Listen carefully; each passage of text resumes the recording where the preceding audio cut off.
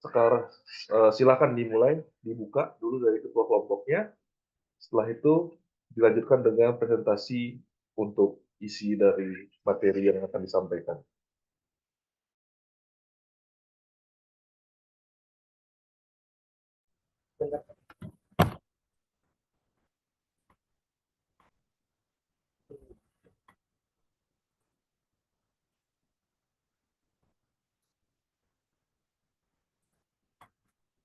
Baik, bismillahirrahmanirrahim. Assalamualaikum warahmatullahi wabarakatuh. Selamat malam, salam sejahtera bagi kita semua. Yang terhormat Bapak IGD Nanta Wijaya, selaku mentor kelompok BIM 7B, dan saya hormati teman-teman yang hadir pada malam hari ini untuk mempresentasikan hasil proyek kolaborasi. Nah, izinkan saya memperkenalkan diri. Nama saya Sandy Rusdi Andi. Saya sebagai ketua kelompok BIM 7B.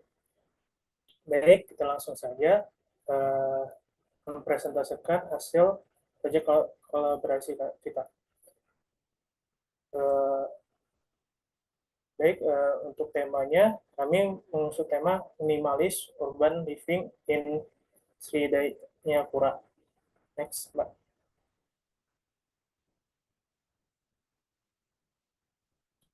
Nah, kami di sini membagi kelompok, membagi tim, 3 tim, yaitu yang pertama itu tim konsep, yang kedua itu tim DED atau Detail Engineering Design, yang ketiga itu visualisasi. Nah, untuk aplikasi yang kami gunakan, yaitu yang pertama itu untuk komunikasi, yaitu WhatsApp dan Meeting Room.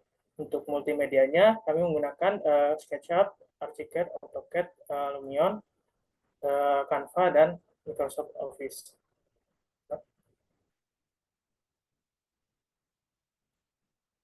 Nah, adapun pokok pembahasan yang kami bahas, yang pertama itu pengertian, akan dibahas oleh Mbak Firda. Yang selanjutnya yang kedua itu dataset, akan dibahas oleh Mbak Najwa. Yang ketiga itu analisa set, akan dibahas oleh Mbak Firda dan Mbak Sabrina. Yang keempat itu konsep, akan dibahas oleh Mbak Nesha, Mbak Diva, Mbak Afia. Yang kelima itu denah, akan dibahas oleh Mas Tino. Yang keenam itu sketsa struktur, akan dibahas oleh saya sendiri, Sandy Rusdiandi. Yang keenam gambar kerja arsitektur, akan dibahas oleh Mas Nabil. Yang kedelapan master budget, akan dibahas oleh Mas Al-Kausar. Yang kesembilan itu visualisasi, akan dibahas oleh Mas Nabil. Untuk pertama akan dibahas oleh Mbak Firda. Mbak Firda, dipersilahkan. Terima kasih sebelumnya untuk Kang Sandy. Baik, sebelum masuk ke pembahasan pada proyek kali ini, saya akan menjelaskan terlebih dahulu mengenai pengertian high-rise building, retail office, dan hotel. Jadi, apa sih itu high-rise building? High-rise building adalah bangunan bertingkat tinggi yang biasanya memiliki lebih dari 10 lantai atau sekitar kurang lebih dari 35 meter ke atas. Bangunan ini memiliki struktur konstruksi yang kuat dari beton atau baja untuk menopang ketinggiannya. High-rise building selalu dilengkapi dengan lift atau elevator untuk memudahkan akses ke berbagai lantai. Bangunan ini juga dapat digunakan untuk berbagai tujuan seperti perkantoran, apartemen, atau hotel. Lalu, retail office adalah jenis gabungan dari kantor dan retail. Konsep ini memungkinkan untuk perusahaan atau organisasi untuk memiliki ruang kantor sekaligus dengan ruang retail dalam satu bangunan.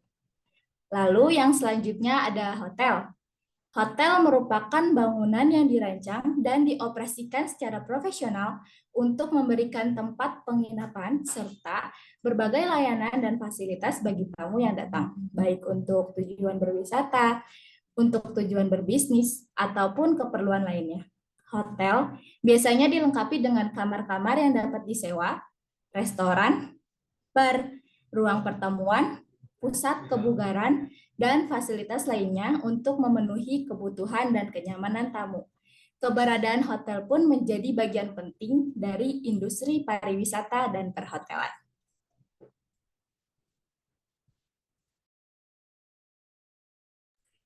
Kemudian ada data site. Kali ini saya akan menjelaskan terkait data site.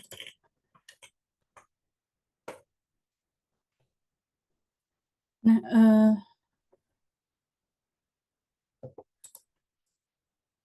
terkait data site.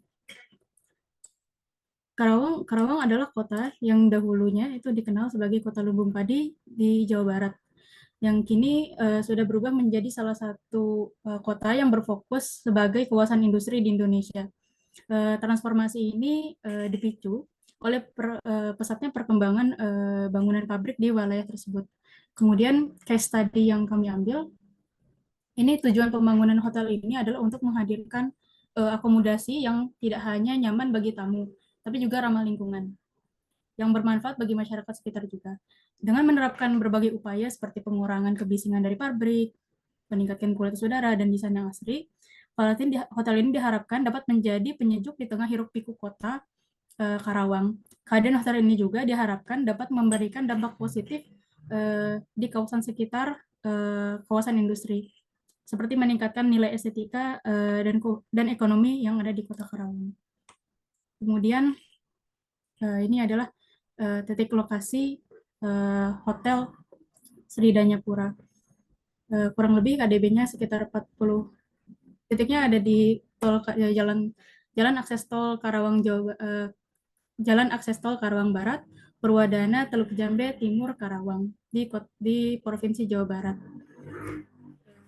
Kurang lebih luas lahannya ada 8.000 meter persegi dengan KDB 40 meter dengan KDB 40%, yang kurang lebih luasnya menjadi 3.200 meter persegi, KLB-nya itu 2,4, kurang lebih luasnya sekitar 19.200 meter persegi, dan KDH-nya itu sekitar 30% dengan luas kurang lebih 2.400 meter persegi. Ini kurang lebih potensi site-nya. Dimana dia dekat dengan pertokoan, terus ada mall juga. Kemudian analisa site. Nah, ini analisa site yang kami ambil dari pre-design. Berdasarkan hasil analisis pre-design, lokasi proyek memiliki iklim hutan hujan tropis. Hal ini berarti cuaca di lokasi akan terasa hangat hingga panas dan selalu lembab. Bahkan untuk musim kemarau, kondisi ini perlu dipertimbangkan karena dalam desain bangunan untuk memastikan kenyamanan thermal dan ketahanan terhadap kelembapan. Kemudian untuk analisa jarak dan bangunan, jarak analisa bangunan dengan jalan sekitar itu kurang lebih sekitar 100 meter persegi. Terdapat satu bangunan yang berseberangan yaitu Transmart, dan bangunan di sebelah kanan gedung terdapat rumah makan Bebek Kaleo. Sedangkan di sisi kiri dan belakang tidak terdapat bangunan, hanya terdapat pohon-pohon rindang ataupun semak belukar.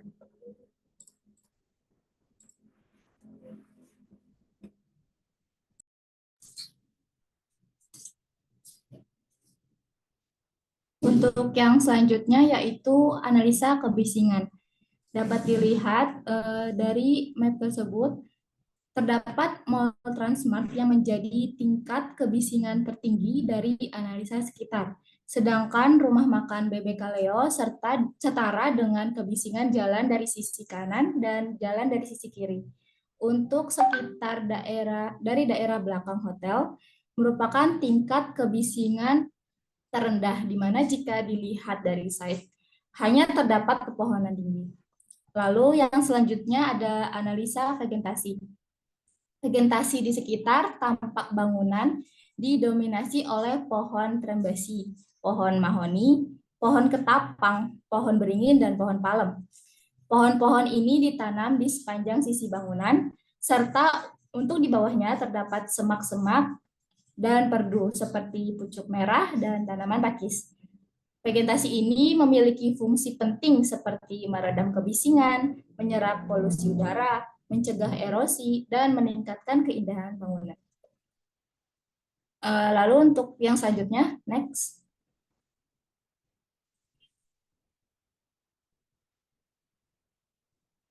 Untuk yang selanjutnya yaitu suhu dan curah hujan. Yang pertama ada iklim. Kerawang mempunyai iklim hutan hujan tropis, di mana suhunya yaitu hangat hingga ke panas, suhu lembab, dan suhu hujan basah. Namun pada bulan-bulan tertentu terdapat tingkat hujan yang lebih tinggi daripada bulan-bulan lainnya, yang diperkirakan pada bulan Oktober, bulan September, dan bulan Maret, yang mencapai rata-rata per bulan suhu itu minimal 77 derajat Fahrenheit hingga suhu maksimal 99 derajat Fahrenheit. Untuk dampak angin, dikarenakan musim hujan mendominasi di Kota Karawang, hal ini tentunya akan berpengaruh pada angin yang berhembus ke arah Tapak. Kecepatan angin yang berhembus dari arah barat ke timur dengan tingkat kenyamanan yang cukup tinggi, karena membawa rasa sejuk pada Tapak. Dan di setiap musim dengan cuaca panas, angin dominan mengarah dari timur laut dan timur tengah dan timur barat dengan kecepatan yang cukup tinggi.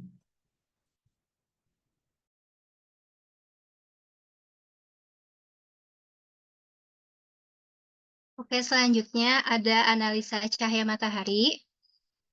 Data historis harian mengenai durasi penerimaan sinar matahari atau daylight dan intensitas paparan sinar matahari atau sunshine di Karawang selama periode waktu tertentu.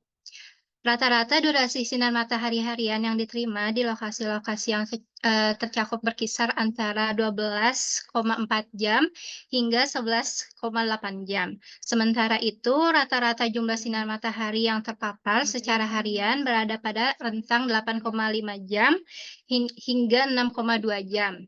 Dan rata-rata durasi tutupan awan harian di wilayah-wilayah berkisar antara 5,7 jam hingga 6,2 jam. Lalu, rata-rata temperatur pada tapak minimum adalah 75 derajat Fahrenheit atau 23 derajat Celcius, dan suhu paling panas mencapai 90 derajat Celcius atau 32 derajat Celcius dengan musim hujan yang dominan. Karena cuaca hujan mendominasi, nilai kelembapan pada tapak pun tinggi, dan umumnya tidak terlalu berangin. Udara paling panas akan dirasakan di bulan Juni sampai September dengan curah hujan yang rendah. Next-nya.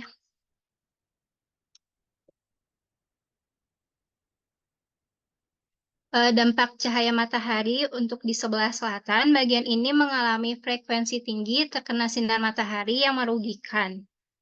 Yang cukup besar, dampak dari sinar matahari ini akan terasa cukup signifikan, dan ketika terjadi pemanasan matahari, manfaatnya menjadi rendah.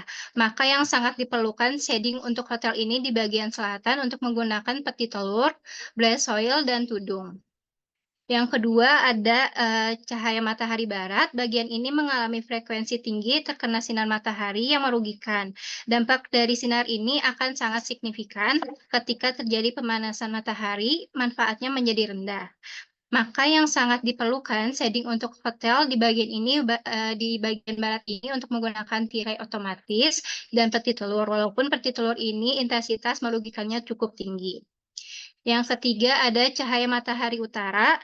Bagian ini akan sering terkena sinar matahari yang tak bermanfaat.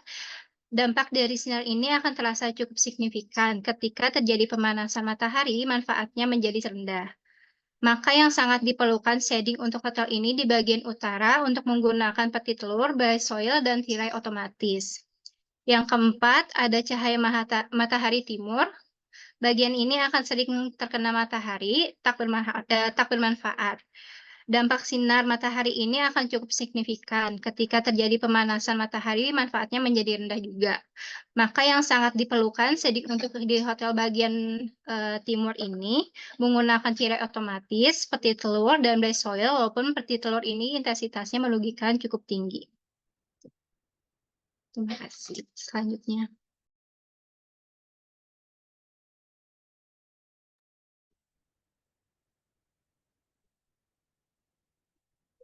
Lalu untuk menentukan konsep dari bangunan hotel ini, kami membuat mind mapping dari unsur budaya lokal yang diterapkan pada desainnya yaitu lumbung padi.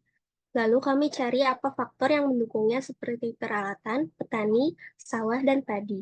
Setelah itu, kami mencari turunan kata sifat yang mencakup dari kata-kata tersebut, hingga akhirnya menentukan keyword yang akan digunakan, yaitu harmonis, sederhana, urban, dan geometris untuk konsepnya. Next. Dari keyword yang sudah ditentukan, kami akhirnya mendapat konsep bangunan yang cocok baik untuk arsitektur maupun interiornya, yaitu minimalism urban living in Sridanyapura. Kata minimalism mencerminkan sederhana, urban living mencerminkan kehidupan modern, sedangkan Sridanyapura merupakan gabungan dari kata-kata Sanskerta yang digunakan untuk mencerminkan kota lumbung padi alias unsur budaya lokal yang diterapkan pada bangunan hotel ini. Lalu kami menentukan nama hotelnya yaitu Sridanyapura Zen Hotel. Sridanyapura, seperti yang sudah dijelaskan sebelumnya, mencerminkan kota lumbung padi. Sedangkan Zen berarti ketenangan, kesederhanaan, dan keharmonisan yang mencerminkan konsep dari bangunan tersebut.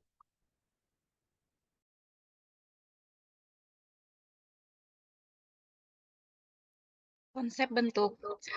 Untuk konsep bentuk, kami mengambil dari bentuk persegi perubahannya, lalu diambil dari bagian-bagian yang dipisahkan. Next. Lingkup interior. Lingkup, ada suaranya, Mas? Masuk suaranya kok aman. Lingkup interior. Kombinasi precast, beton bertulang, daur ulang, dan beton untuk kolom dan balok menawarkan solusi material eksterior ramah lingkungan dengan meminimalkan limbah konstruksi, emisi gas rumah kaca, dan kebutuhan sumber daya baru, sekaligus menghadirkan struktur bangunan yang kokoh dan tahan lama. Next. Untuk konsep pencahayaan, warm light pada hotel ini memadukan pencahayaan alami, pencahayaan buatan, hemat energi, dan elemen budaya lokal untuk menciptakan suasana hangat, nyaman, dan menenangkan. Penggunaan lampu LED warm light, lampu lilin, lampu minyak, dan desain lampu tradisional lokal menghasilkan atmosfer yang intim dan romantis, serta mencerminkan identitas budaya.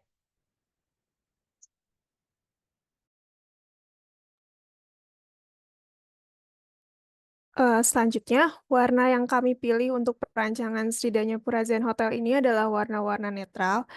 Palet warna yang terlihat pada gambar terdiri dari nuansa netral yang hangat bisa dilihat pada gambar, terdiri dari warna beige, coklat muda, coklat medium, dan juga coklat tua. Warna ini cocok untuk menciptakan kenyamanan dan memberikan pengalaman menginap yang menenangkan bagi setiap tamu yang datang. Lalu ada penghawaan. Bangunan ini menerapkan penghawaan yaitu untuk memaksimalkan bukaan yang alami, memaksimalkan seperti pintu dan juga jendela supaya sirkulasi udara bisa optimal. Sedangkan penghawaan buatan yang ada untuk menunjang fasilitas dan kenyamanan dari hotel ini yaitu ada exhaust fan, cooker hood, dan juga AC split. Selanjutnya, ada beberapa alat keamanan yang digunakan pada bangunan ini seperti CCTV, fire alarm, smart lock di setiap pintu kamar hotel, APAR atau alat pemadam kebakaran, lorong darurat, dan juga sprinkler. Yang terakhir ada mood board. Dari konsep yang sudah ditentukan sebelumnya sebagai referensi gambar yang akan diimplementasikan pada desain hotel ini, maka dibuatlah mood board seperti di gambar. Lalu di sebelah kanan itu terdapat pengimplementasian hasil dari konsep lumbung padi itu ke dalam bangunannya. Contohnya seperti pola anyaman bambu itu digunakan sebagai wall treatment. Lalu ada bentuk lesung yang merupakan wadah penumbuk padi diimplementasikan contohnya sebagai meja resepsionis dan alu yang merupakan alat penumbuk padi menjadi kolom pada bangunan.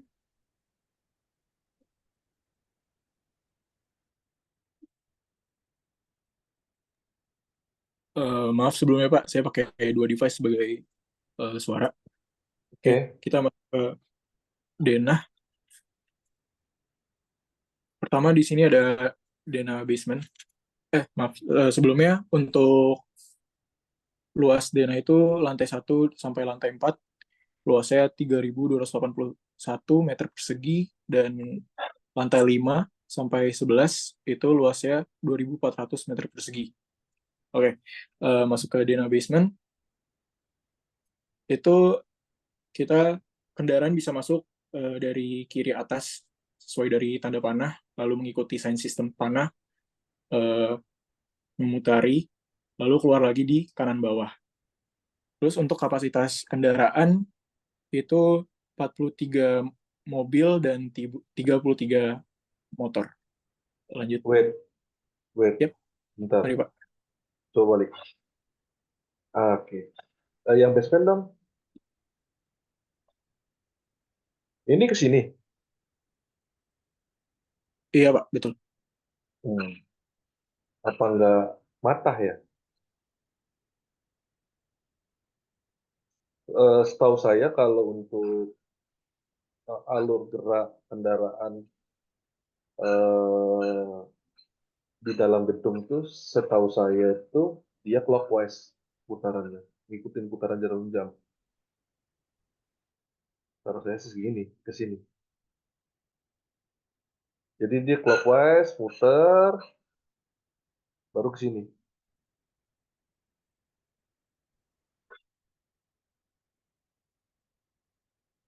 Oke, dilanjut aja. Sedikit. Oke. Maaf sebelumnya Pak. Saya mati lampu, jadi yang device laptop saya mati. Oke, it's okay. Oke. Silakan. Mungkin kalau boleh dilanjut setelah denah dulu, boleh gak Pak? Boleh. Silakan aja. Maaf ya Pak. Iya.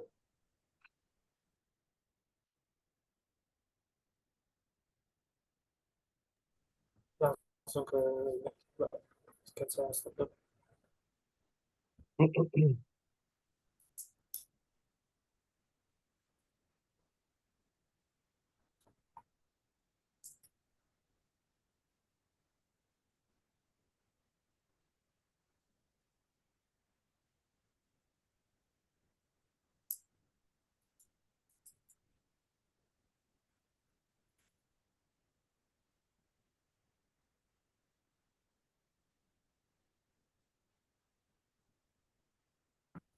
Oke, terima kasih.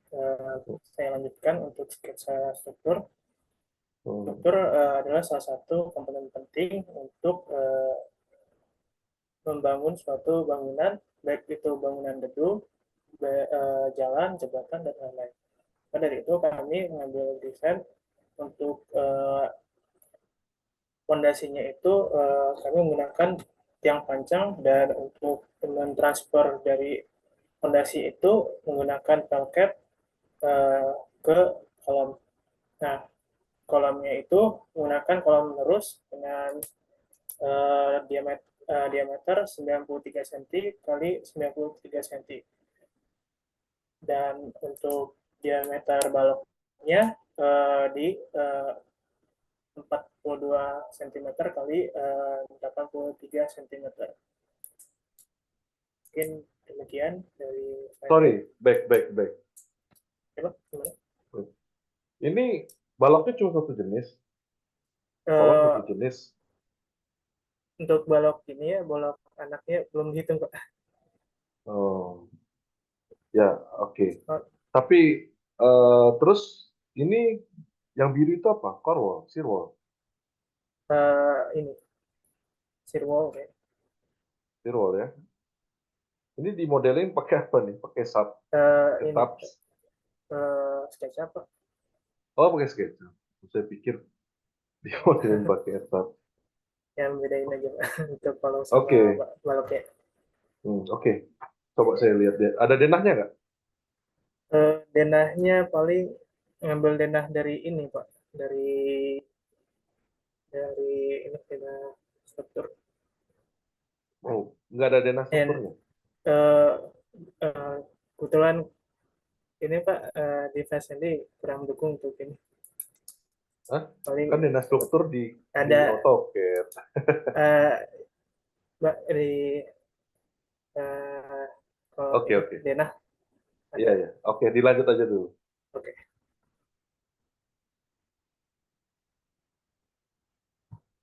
Ini lanjut Mas Nabil. Oke. Oke, baik. Untuk selanjutnya itu ada site plan.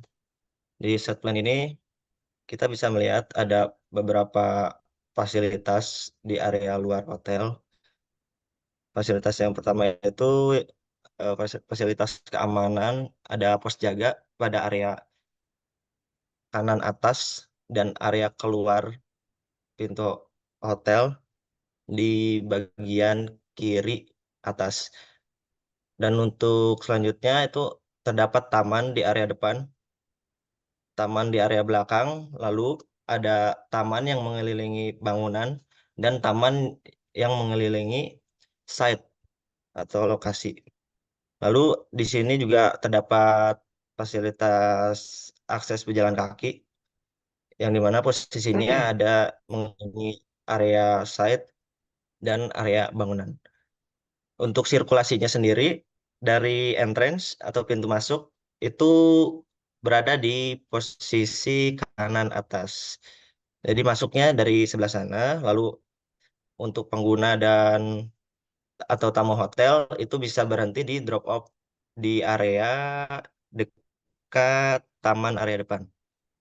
Lalu untuk tamu yang hanya singgah bisa langsung menuju ke belakang dan ke pintu keluar di area kiri atas.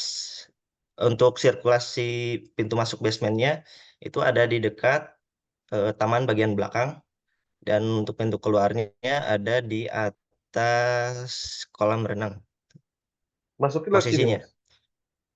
Iya, masuknya dari bawah, Pak. Ya, dari situ. Dari atas, lalu ada Oh. drop off di situ untuk pemberhentian. Drop off-nya di Lalu mana? Di di, sini. Di di sini. yang warna hijau itu, Pak. Nah, ya. Oh, Nanti ini. terlihat di tampak Oke, depan. oke. Oke. Dilanjut. Oke, next. Nah, di sini ada beberapa tampak depan, belakang, tampak kanan dan kiri. Dan untuk tampak depan dan belakang di sini mungkin sama ya, hampir sama. Yang yang membedakan hanya pada bagian drop off di tampak depan. Dan untuk di tampak depan ini terdapat unsur yang menjadi simbol Kota Karawang, yaitu lumbung padi. Oh. Nah, di sini terlihat ada seperti padi yang berdiri dan shading di area tampak depan dan di belakang. Dan untuk drop off ya sendiri tadi Pak yang di tampak depan, ya di sebelah situ. Untuk tampak samping kanan dan kiri ini menampakkan jendela dari Hotel Sridharmapura. Hampir sama, ya. Sorry, hotel ini orientasi arahnya itu depannya tuh ke arah apa ya? Ke arah gimana Pak Barat. maksudnya? Arah Ahmad Angin. Barat. Depannya barat, belakangnya timur, samping kanannya utara sama Utara selatannya. Oke. Ya. Nah, ini materialnya apa nih? Itu yang shading itu Pak. Iya, wall cladding.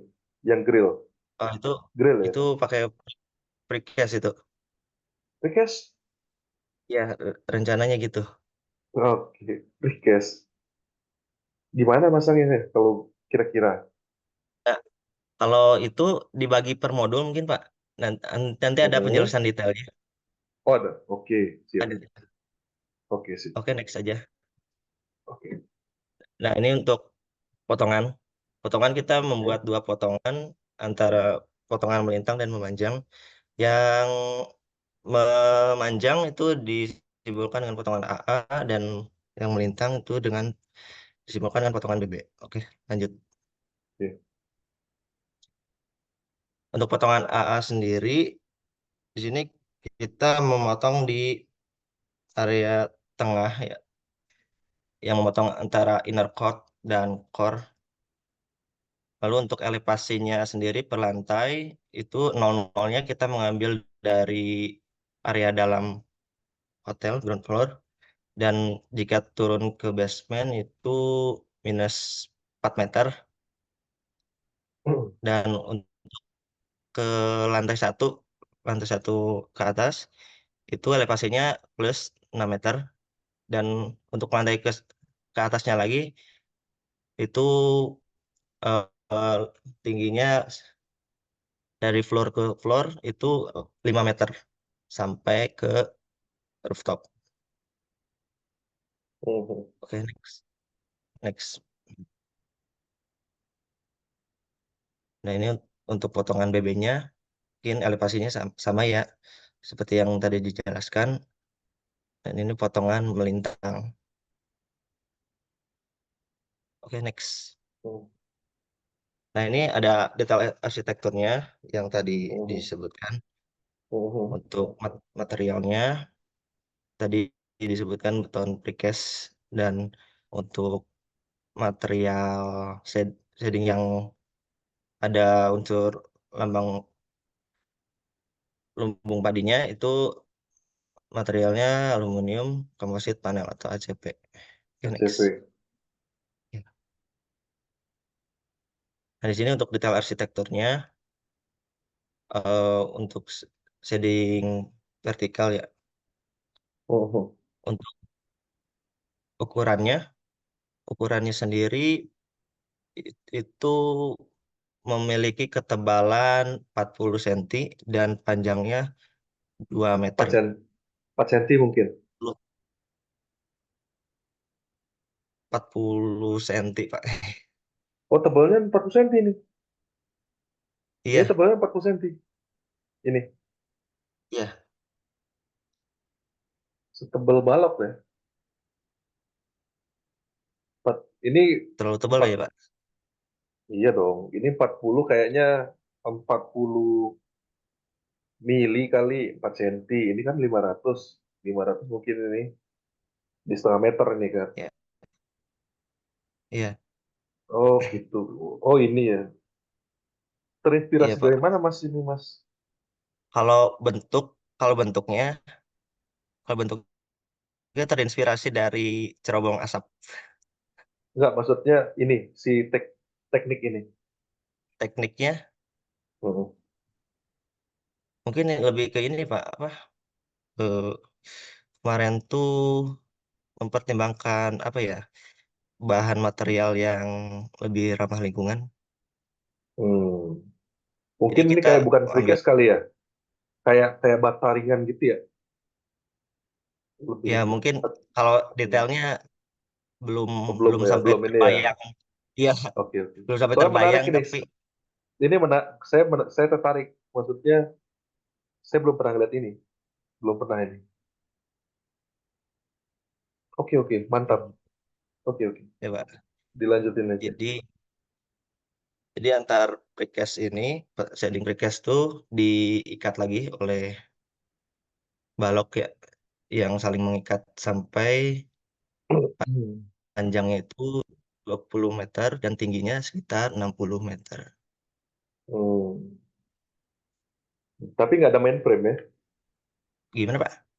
Nggak ada mainframe-nya ya? Itu kan cuma namanya stiffener ya, pengaku.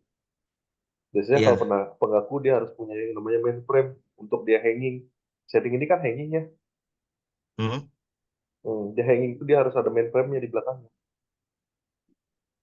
Yang untuk Jadi menahan sebagai dia supaya pengikat tetap lagi itu, Pak. betul. Jadi si balok-balok kecil itu cuma sebagai stiffener, sebagai pengaku. Iya. Oke, lanjut. Oh, dia miring lagi ya? Iya, dia miring, Pak. Miring. Oke. Sip. Lanjut. Ya, next. Oke, selanjutnya di master budget. Yang pertama ada biaya pengadaan tanah, yang dimana itemnya itu adalah lahan siap bangun dengan luas 8.000 meter persegi. Dengan harga per meter perseginya itu adalah Rp2.689.075. Dan kalkulasinya itu senilai Rp21.512.605.042. Lalu selanjutnya ada pembelian tanah lebih dari 10 meter persegi yang dikenakan pajak notaris dengan luas per meter perseginya adalah 10% yang dikalkulasikan sebesar Rp2.151.260.504. Lalu ada biaya atas perolehan hak tanah dan bangun dengan luas per meter perseginya adalah 5% yang dikalkulasikan menjadi Rp1.075.630.252 dan total dari biaya pengadaan tanah ini adalah berkisar Rp24.739.495.798. Lalu selanjutnya ada biaya proyek fisik, di antaranya ada pembersihan lahan, jalan lingkungan, lalu ada saluran drainase yang bisa dibayar dengan total anggaran adalah Rp238 juta. Nah, harga dasar untuk bangunan di lantai 12 yaitu harga dasar dikali koefisien jumlah lantai. Sehingga Rp3 juta dikali 1,265 sama dengan Wait, sorry, ini 3 miliaran dari mana ya? 3 juta, Pak. ya 3 juta, Pak. Oh, 3 juta. Oke, sorry. Oh, backpack dulu. Saya ingin ngomong ini dulu. Harga ini dapat dari mana?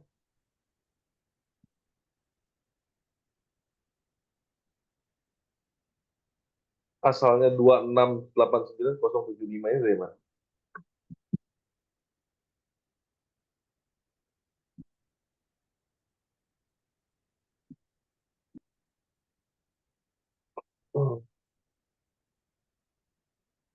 Oke. Ini kan biasanya kalau untuk lahan itu kan bisa dilihat dari OLX gitu ya. Nah, bisa juga dari NJOP. Cuma harga untuk ini dari NJOP itu tidak merepresentasikan harga market sebenarnya di lapangan. Karena NJOP itu biasanya jauh di bawah harga market.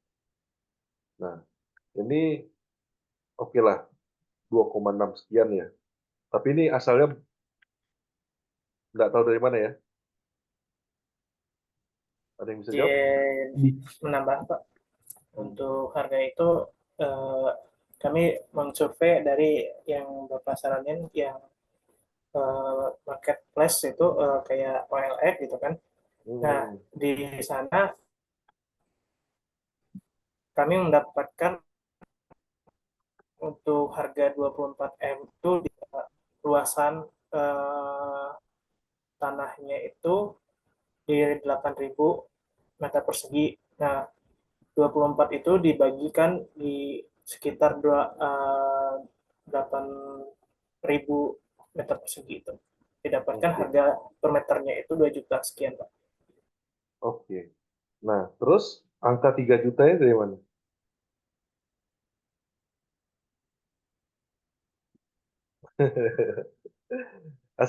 asal kalian tahu ya, coba di search juga di Google, 3 juta itu untuk rumah satu lantai menengah ke bawah. Itu pun 37,5. 3,7,5 juta per meter persegi. Ini hotel bintang 5 hampir nggak mungkin 3 juta, Bos. Gitu ya. Iya, Pak. Untuk kisaran Jakarta, itu harga rumah menengah aja itu sudah di pasarannya di 5,5 sampai 7 juta per meter persegi. Itu rumah ya. Hotel jelas strukturnya kan lebih serius. Artinya dia harganya udah pasti di atas up 7 juta sekian ke atas. Jadi ini Ini kurang tepat ini ya. Ini kurang tepat 3 juta. Wah, Mungkin nanti nangis saya kontraktornya ini ya. rugi besar ya Pak. Rugi besar ini mah pondasi doang nih mah. Benar-benar Pak. Benar. Gitu Siap ya. Pak. Terima kasih Pak atas Iya. bantuannya. Iya. Oke, nanti Oke. dibantu revisi. Ya, untuk ya maksudnya masukan juga kan ini juga kan perhitungan terakhir ya. Iya Pak. Jadi saya ngasih input itu ya apa yang pengalaman yang saya pernah dapat, gitu, apa proyek-proyek yang sudah saya lakukan. Jadi bahwa nilai 3 juta ini tidak representatif gitu. Jadi Baik. nanti bisa dicari lagi apa namanya referensi yang bisa dipelajari. Gitu ya. Oke, Terima dilanjut kasih, aja Pak. dulu.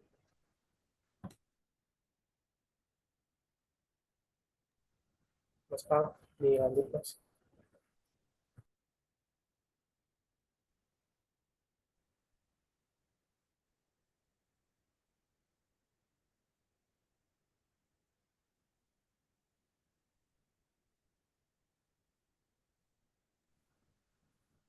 Besar.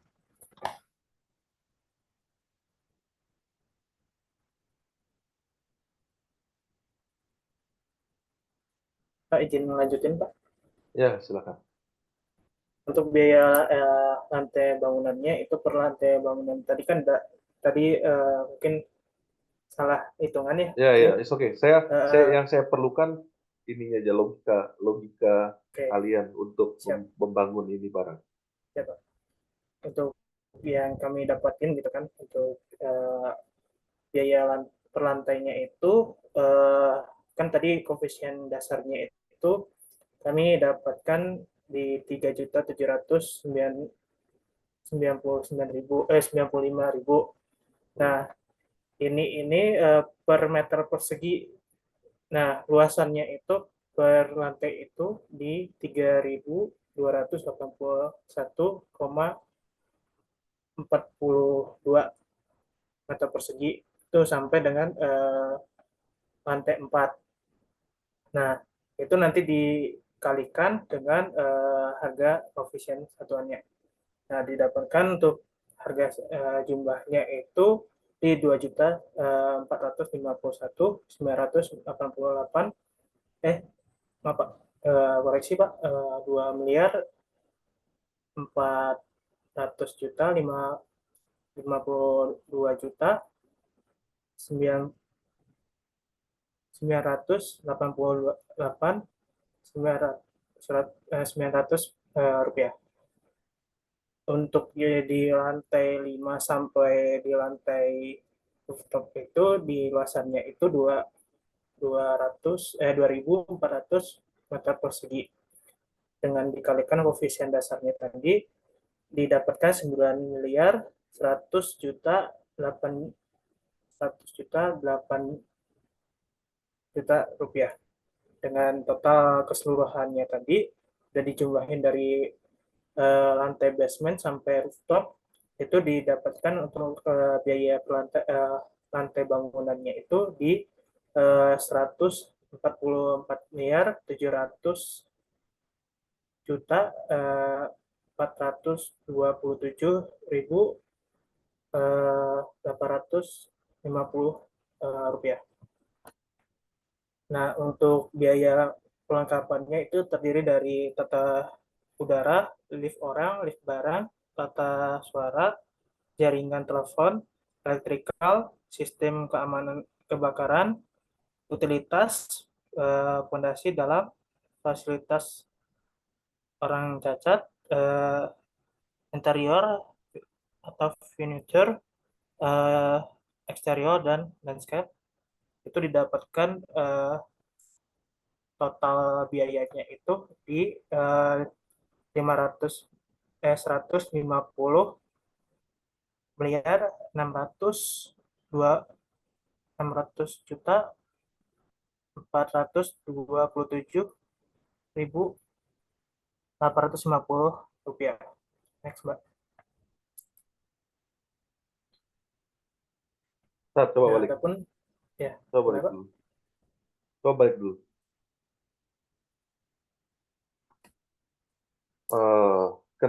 Basement kenapa lebih mahal daripada struktur atas? Karena untuk basement kan perlu galian ya Pak, untuk kayak galian, kayak pekerjaan struktur bawah gitu kan Pak. Mungkin harganya lebih dari lantai ground kayak lantai 1 sampai lantai rooftop Pak. Oke. Terus Next, Pak. Lanjut Pak. biaya perlengkapan bangunan IPAL ada nggak? Ya gimana Pak? Biaya perlengkapan bangunan ada IPAL nggak? Instalasi pembuangan limbah. Ini di utilitas Pak, di Utility, 10%. ya? Oke, lanjut.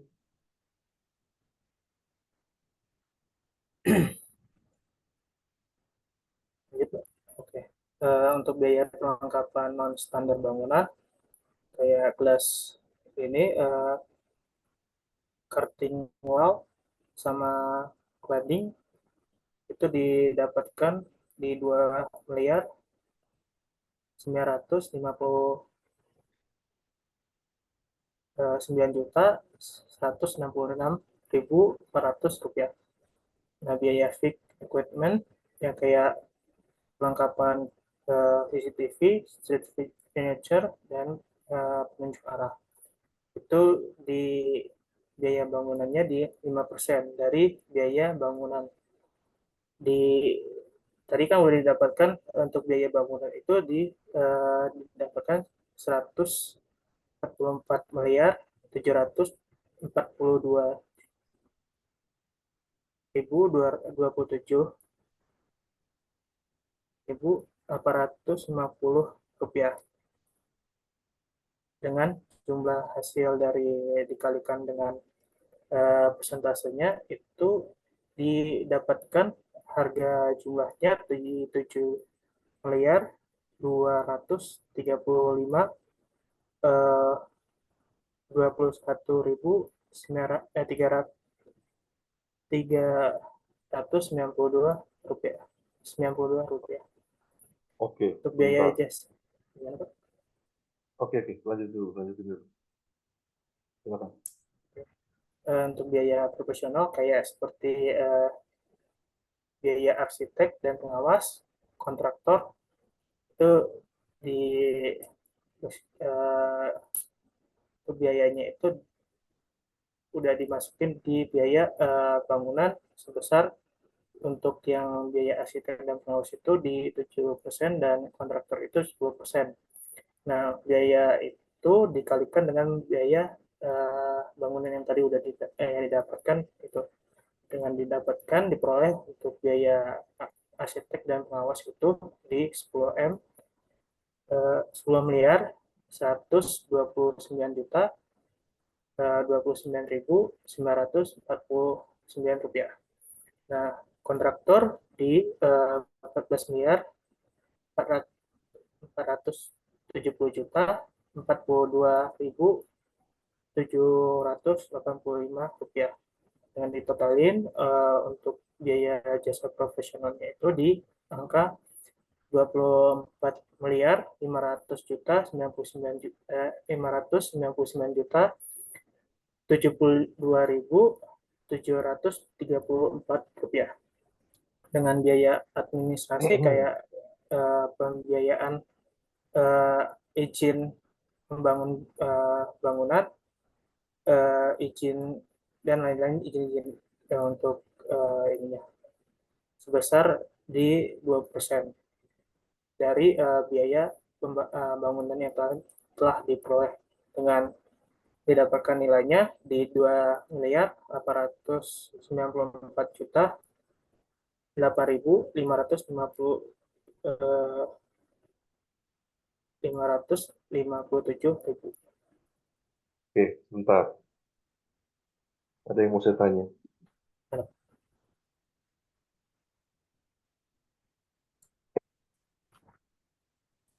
Ini angkanya dari mana? Dari ini Pak. Mana ya Pak? Boleh. Kenapa? Tadi Bentar, Pak.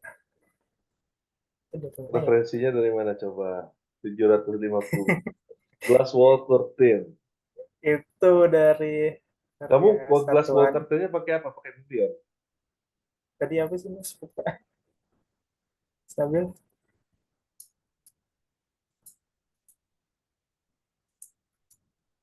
Iya gimana? Mungkin ini Pak, Eh, miskom Pak yang untuk bahan bangunan. glass curtainnya pakai apa? Milion?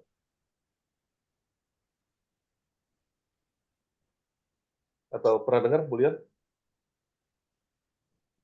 Milion.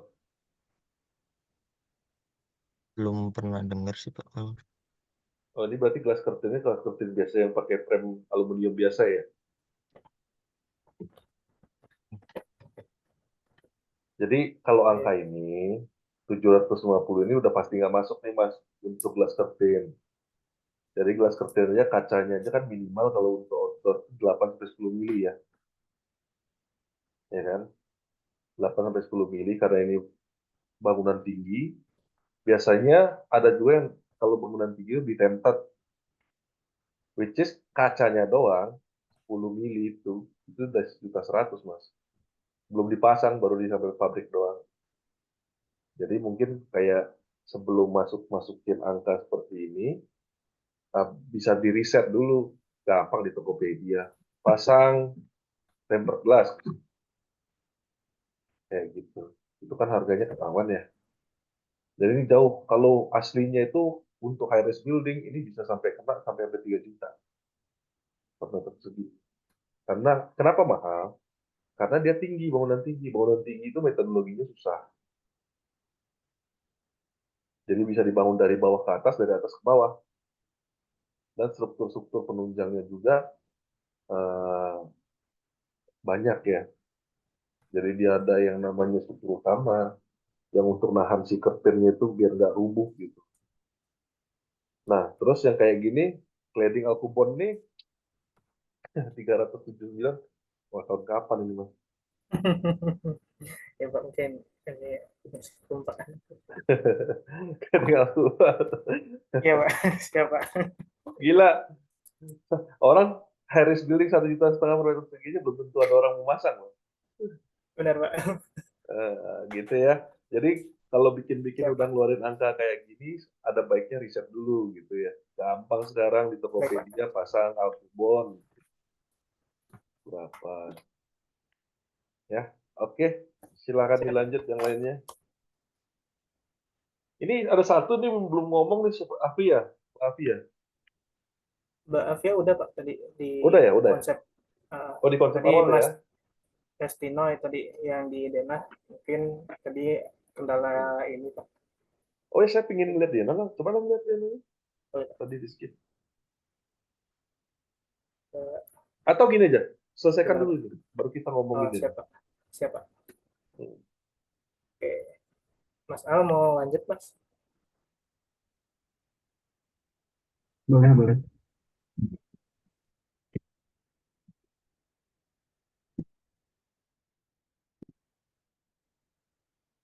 Ya, lanjut, selanjutnya ada biaya investasi.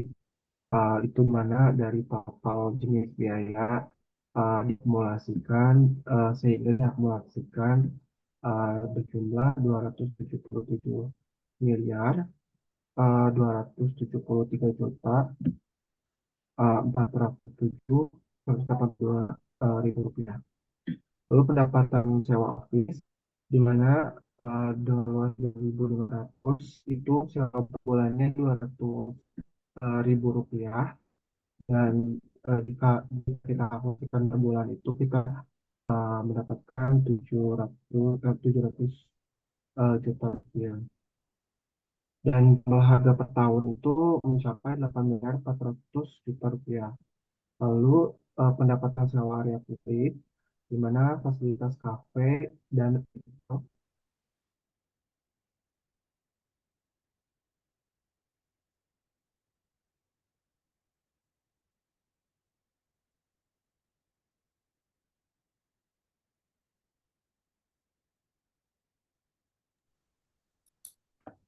Izin lanjut lagi Pak.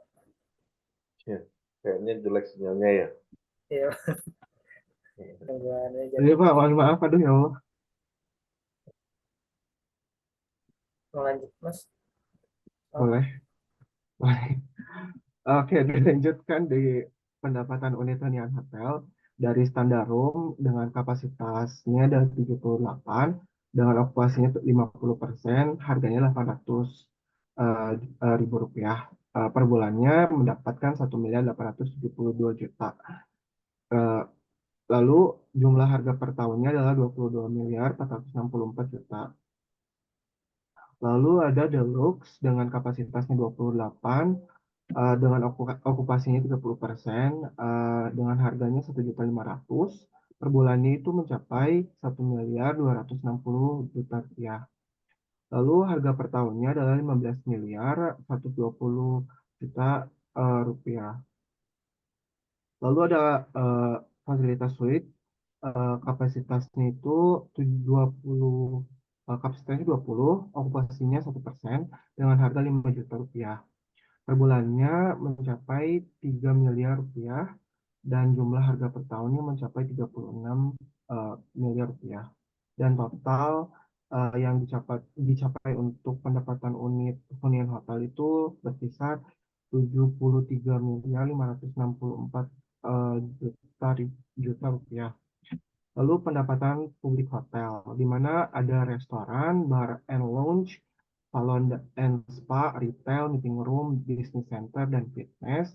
Itu bisa dilihat di layar, dikalkulasikan jumlah harga per tahunnya mencapai total 3.141.430.000 rupiah. Nah, dari kesekian pendapatan ditotalkan mencapai 86.146.030.000 rupiah. Lanjutkan.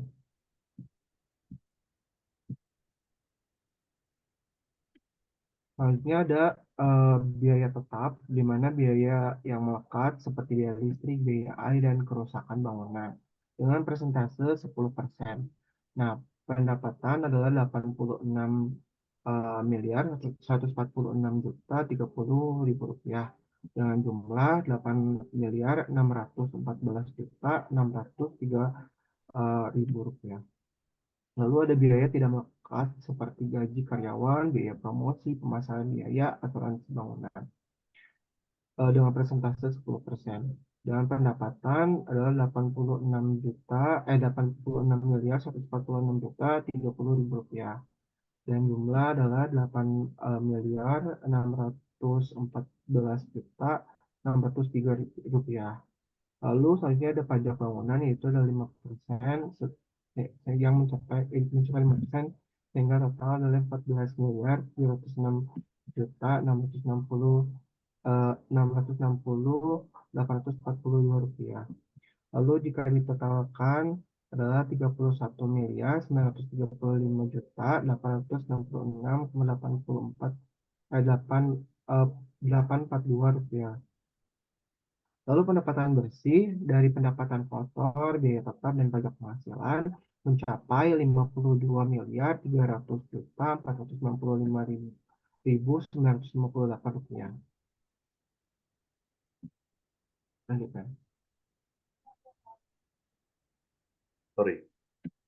Untuk pendapatannya yang sewa kamar, itu okupansinya di setting berapa ya?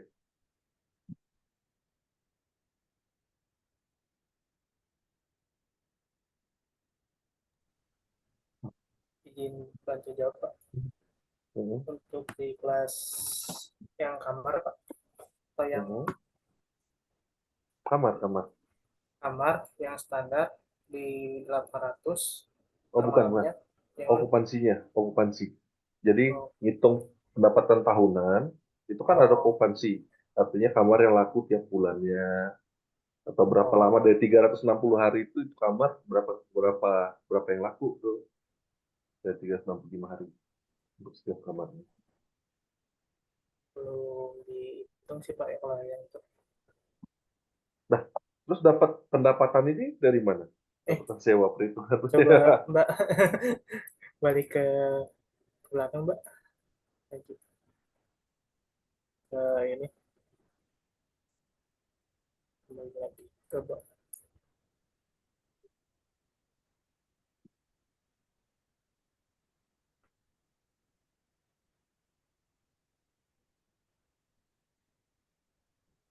Kembali ke belakang, Mbak.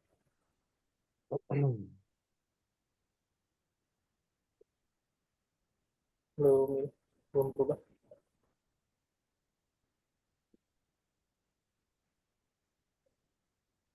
Ke belakang, Mbak. Ke depan. Sebelumnya. Yang sebelumnya.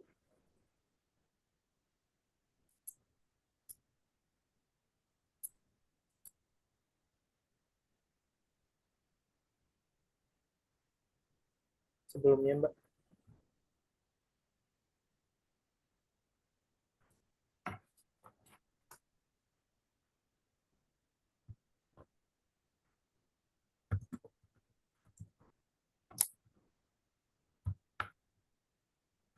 Maaf, gimana? Di aku Ya, benar. agak ini kurang Yang jelas. ini, Nih, nah, ini, Pak. Yep. Yang ini? Ya, benar. Oke, maaf ya. Ya, nggak apa-apa.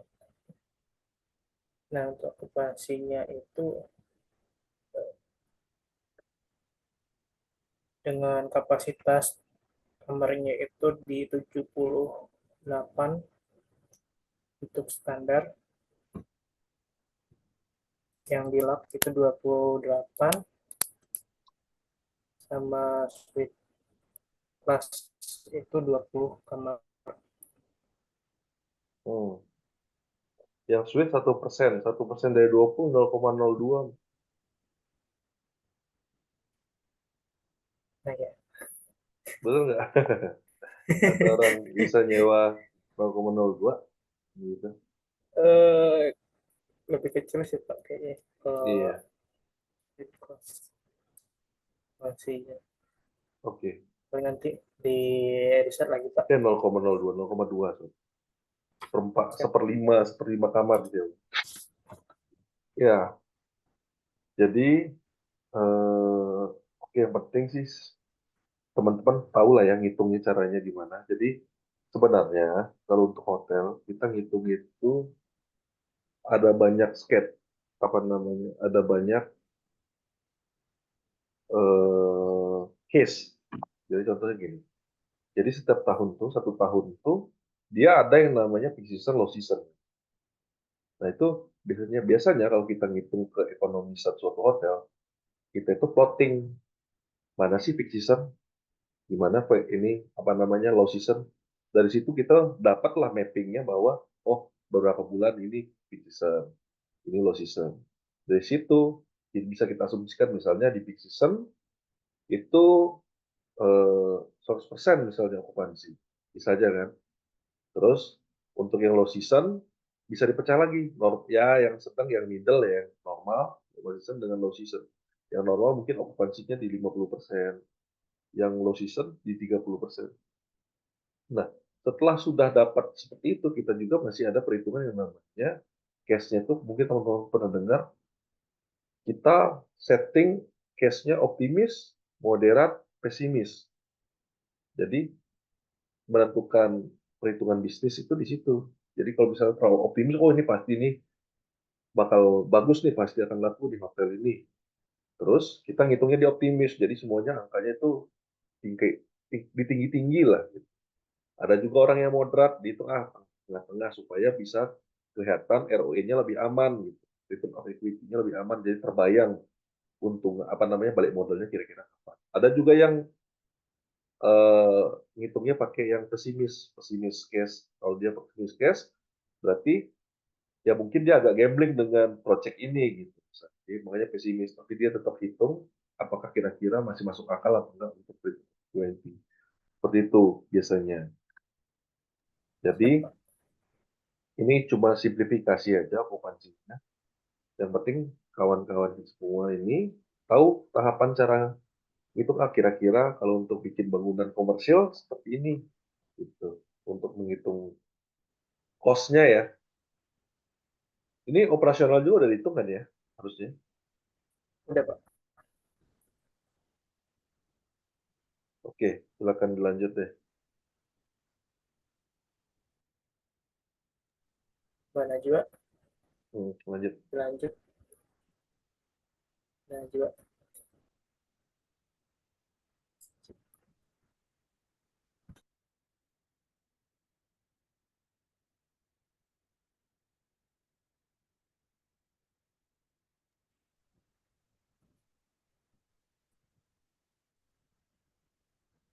Lanjut, Mas.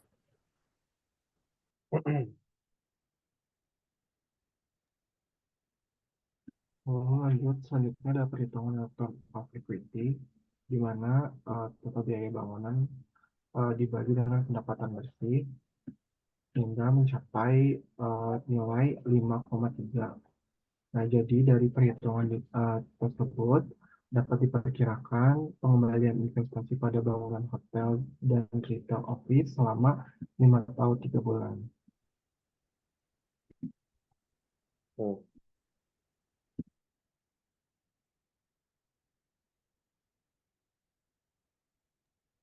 Izin, mungkin boleh balik dulu ke Dina.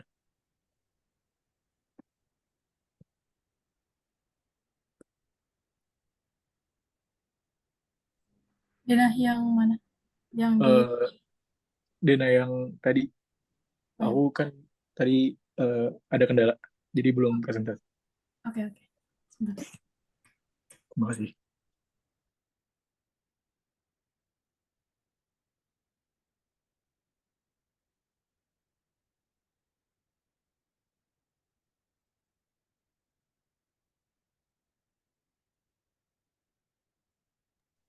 Langsung ke lantai 1, ya. Oke, di lantai 1 tadi dengan yang lantai 1 kan sampai lantai 4 itu luasnya 3.281 meter persegi. Nah, di sini untuk ruangan-ruangannya ada teras depan, terus ada lobby, dan ruang tunggu, resepsionis, ruang administrasi, ruang center, ATM, ruang security,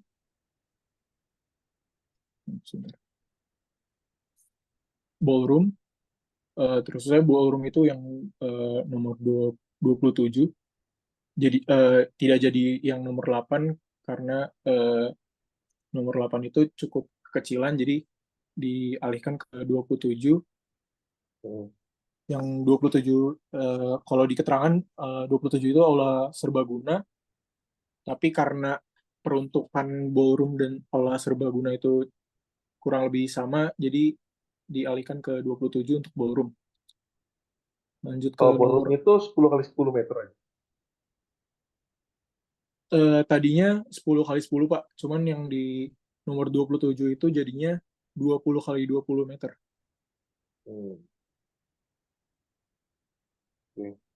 Oke. Terus yang nomor 8 itu jadinya diperluas untuk kafe, yang kafenya nomor 9. Jadi kafe itu luasnya jadi 20 kali 10 meter. Itu jadi 200 meter persegi. Mungkin penjelasannya bisa lanjut lagi aja ke Dino lantai 2. Oke.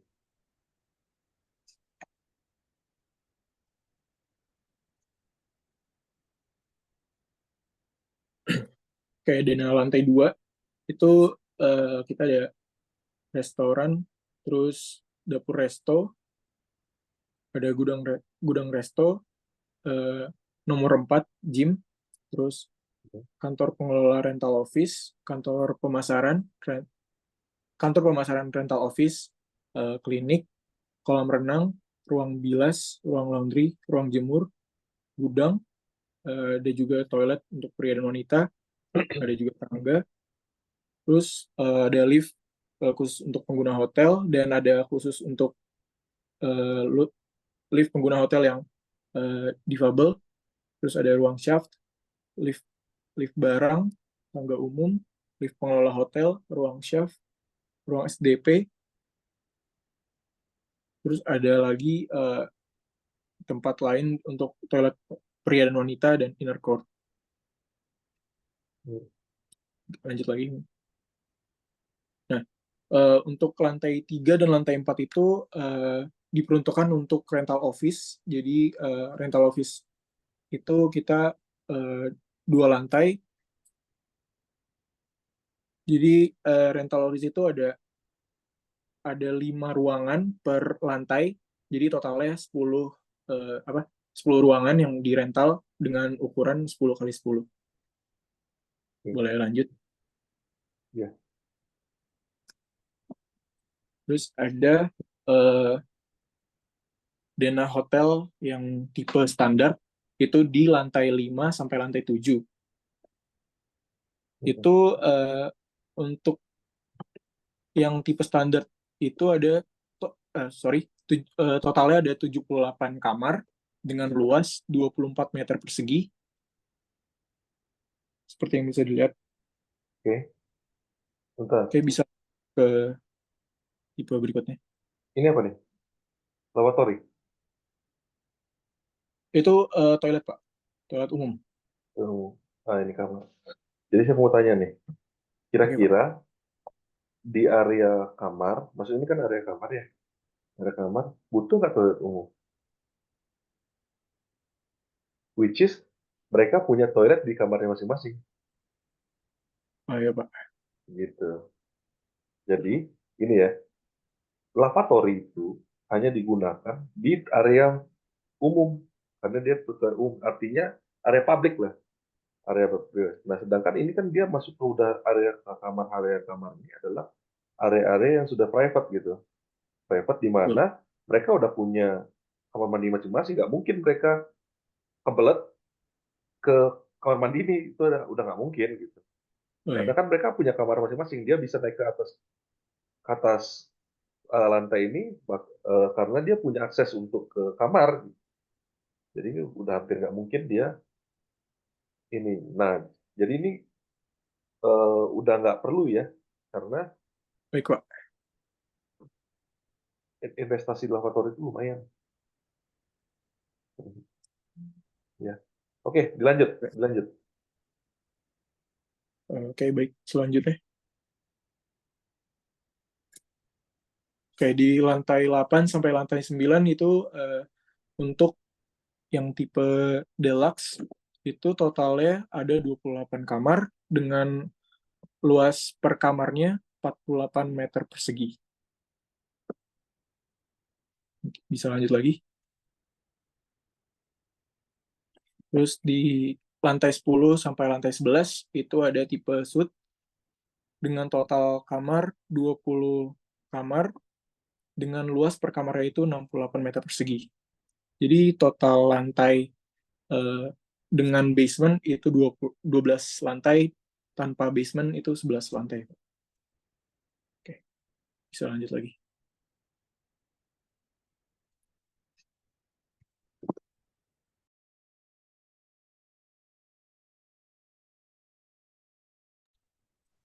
Mungkin tadi lanjut ke yang paling terakhir, yang visualisasi. Oke, silakan.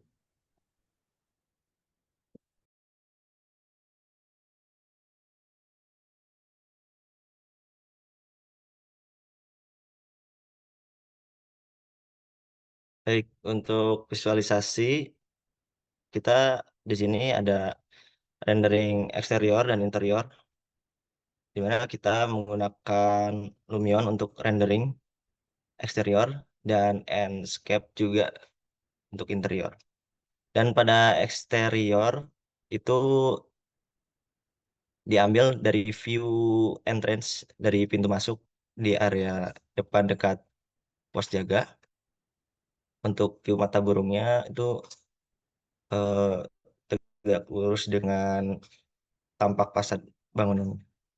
Dan untuk interior kita mengambil dari ruangan kafe untuk sebelah kiri bawah. Dan untuk sebelah kanannya kita mengambil view dari ruangan jeep. Oke.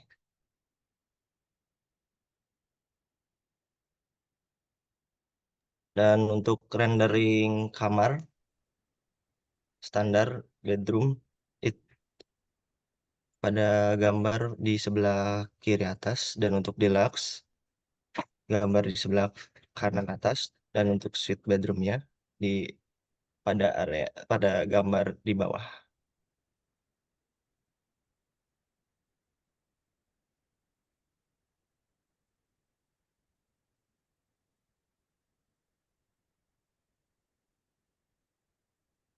Dan ini untuk animasinya, Wah, mungkin sirkulasinya bisa lebih jelas ya Pak, bisa lebih iya. terlihat. Wah, mantap ya.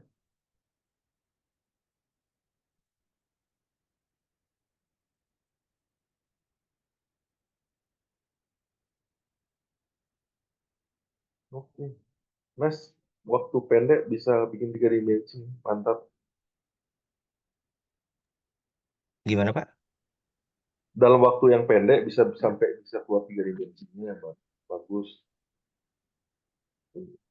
Oh, kalau itu mungkin karena sudah terbiasa ya Pak. Kalau Oh ya.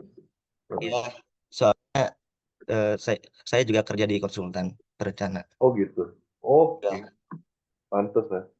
Soalnya waktunya mepet kan biasanya kalau masih masih hijau agak berat. Memang berat sih Pak. Iya, lanjut. Coba diselesaikan tuh videonya.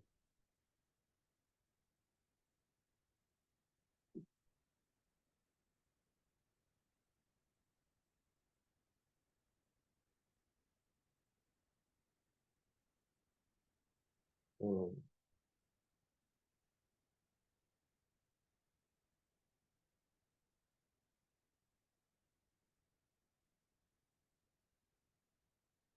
Oh, nice. Kayak saya pernah ngeliat nih hotel. Di mana Pak? Hotel di Cawang, coba kamu ke Cawang. Ada hotel di sampingnya Jauh. Waskita Karya. Kayak gini nih hotelnya. Mirip.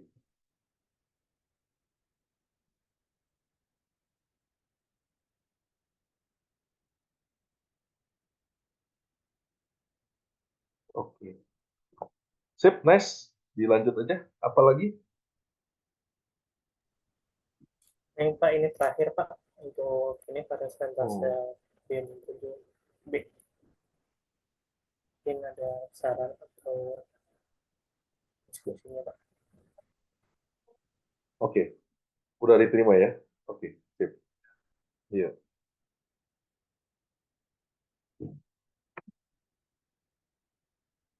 Oke. Oke. Sip. Jadi untuk persentase untuk BIM 7 Hmm, sampai di sini Pak. oke.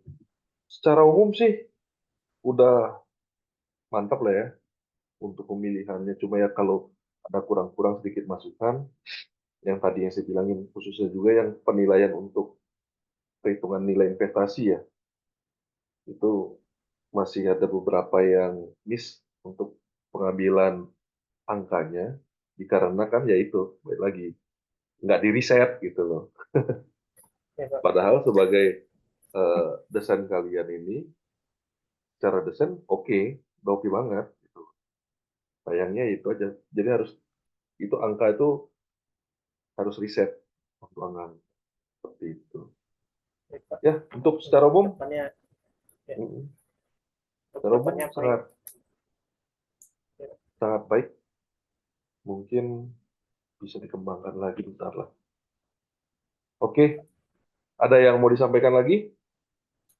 Izin bertanya Pak, Mm-mm. untuk ini kira-kira ada revisian gimana Pak? Oh, kalau Untuk revisi sih, ini udah di-submit kan ya? udah Pak. Kalau menurut saya sih nggak usah Oh, direvisi.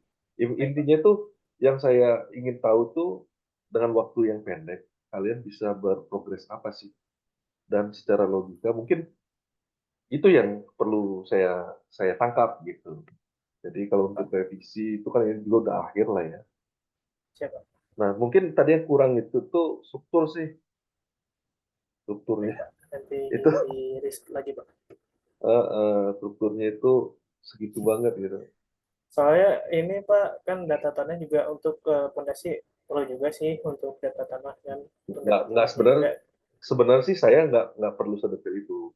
Oh, Yang penting siap. tuh intinya itu tanah fondasi di mana. Terus Siap. apalagi dia pakai pakai apa namanya basement itu kan strukturnya kan beda ya. Iya, Pak. Terus sama struktur-struktur itu posisi kolom di mana, sirwal apa dipakai, baloknya ada balok anak, ada balok utama yang gitu-gitu. Saya nggak perlu yang terlalu rumit gitu. Siap, Pak. Seperti itu ya. Agak kurang itu ya di strukturnya, di sipilnya ya. Iya, Pak. Oke, Maaf ya, Pak. kita ya ya. Ada lagi? Teman-teman ada yang mau ditanyain atau yang lain? Mungkin ini Pak, saya mau nanya sih, Boleh. kalau untuk high rise building ini apa perlu ada yang dilatasi gitu Pak? Tergantung ya. Kalau dilatasi itu, kalau misalnya bentuknya nih, dia L Ya. atau U gitu. Nah, saat dia berdigoyang gempa, kan gempa itu LX, LY ya. Dia bisa sumbu X, sumbu Y. Nah, goyangannya apa sih namanya? Periode goyangnya untuk si bangunan itu apabila apalagi dia beda ketinggian dan beda bentuk yang bukan bentuknya itu kotak gitu ya. Itu goyang itu beda, Mas. Respon goyangnya. Itulah makanya perlu dipotong pakai dilatasi supaya mereka bergoyang sendiri. Nah, dilatasi itu juga dihitung celahnya berapa dari si goyangan si gempa itu. Jadi pas lagi dia goyang itu gesernya berapa sih? Berarti strukturnya terpisah berarti ya Pak? Iya, terpisah. Nanti di tengahnya Lalu itu ada yang menyatukan antara strukturnya itu si keramiknya atau apanya Pak? ada sambungan dilatasi. Kalau Mas main ke mall-mall di Jakarta, terus tiba-tiba ada kayak strip dari aluminium. Tiba-tiba ada di di lantai itu tiba-tiba ada kayak apa sih? Pernah nggak ngelihat sambungannya kereta KRL? Sambungan kereta ya. Nah, tiba-tiba ada yang kayak gitu, itu tuh dilatasi. Terus bisa juga dilihat kalau ada tiba-tiba ada kolom utama yang saling berhimpitan. Oh Itu iya biasanya iya. dilatasi. Pasti pernah ngelihat? Pernah Pak. Nah, pernah kan? Nah, itu berarti dilatasi. Kalau dia itu berarti dia memodelkan si strukturnya itu terpisah, Mas. Karena sebenarnya kalau misalnya kita misalnya nih bikin bentuk strukturnya U misalnya, high-rise building U. Itu bisa kita running dalam satu kesatuan. Tapi nanti respon strukturnya itu besar. Membernya akan besar. Kenapa dilatasi? Dengan dilakukan dilatasi, member yang kita hitung tuh part by part. Jadi kalau U, kita lihat ujungnya yang bawah U-nya, terus dengan tiang U-nya 2 biji, gitu kan ya. Itu kita analisis sendiri-sendiri. Jadi lebih murah jatuhnya. Nanti hitungan strukturnya jauh-jauh lebih hemat. Kalau digabungin semua itu gede-gede langsung nanti. Karena kan dia yang dipukul, misalnya nih, yang diguncang gempa U sebelah kanan, itu nggak direspon sama U sebelah kiri. Dan itu ngejalar dulu kan. Semakin ada sudut, dia kan muntir kan, ada torsi. Iya. Nah, momennya lebih besar, ya respon struktur lebih besar, ya member struktur jadi lebih besar. Itu aja. Itu kira-kira. Oke, Pak. Makasih Pak. Siap, sama-sama. Ada lagi? Kalau ada ini, kita tutup. Kalau Ya. Itu Pak, bagaimana? kalau nggak ada pertanyaan lagi, kita tutup, kita akhiri sesi Gimana presentasi teman-teman? ini. Ya, gimana teman-teman? Ada yang mau ditanyain?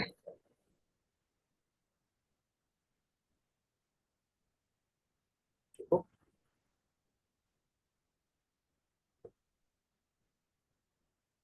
Cukup, Mas. Oke, silakan ditutup dari Mas Hendy. Demikian dari presentase hasil proyek kolaborasi tim eh, kelompok BIM 7B. Apabila ada kekurangan atau kelebihan, mohon maaf yang sebesar-besarnya.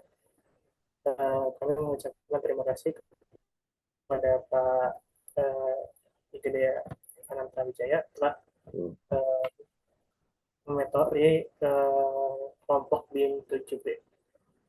Demikian dari kelompok BIM 7B. Saya akhiri. Wassalamualaikum warahmatullahi wabarakatuh. Waalaikumsalam Kemudian, Pak, warahmatullahi wabarakatuh. Oke, terima kasih presentasinya. Saya izin live ya. izin ini screenshot dulu, Pak. Boleh. Sip, Pak. Oke. Sip, Pak. Sip. Terima kasih. Saya pamit ya. Sukses buat teman-teman. Ya, Pak. Terima kasih banyak ya, Pak.